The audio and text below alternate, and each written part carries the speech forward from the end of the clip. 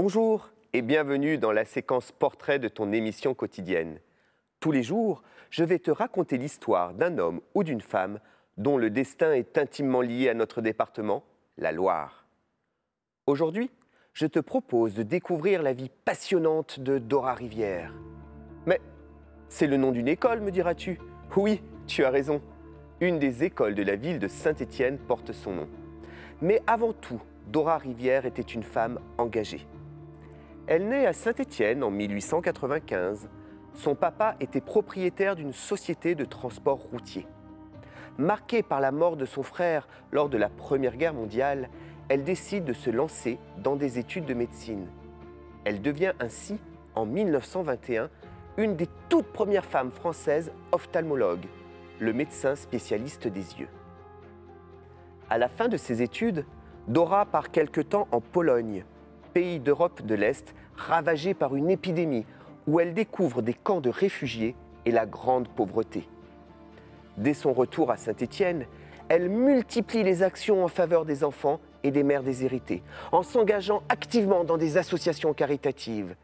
Elle aide notamment de nombreux jeunes issus de familles pauvres stéphanoises à pouvoir passer les vacances d'été à la campagne en Haute-Loire, département voisin. En 1939, la Seconde Guerre mondiale éclate. La France est envahie par les nazis. Dora Rivière décide de s'engager alors dans la résistance. Une armée secrète qui lutte contre l'envahisseur. Et tel un espion, elle prend comme nom de code Monsieur Lignon.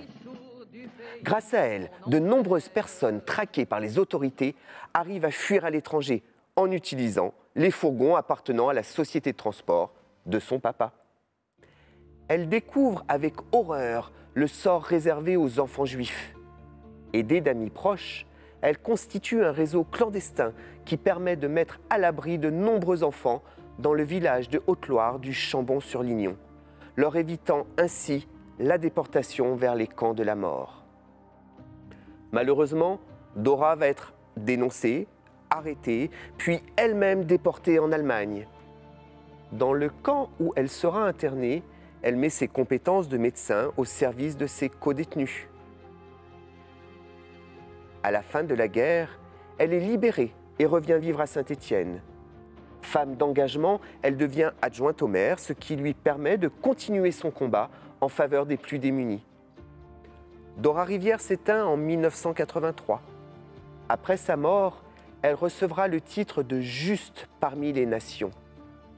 Titre qui reconnaît les dangers qu'elle a pris pendant la Seconde Guerre mondiale pour sauver des enfants juifs. Je te donne rendez-vous demain pour un autre portrait.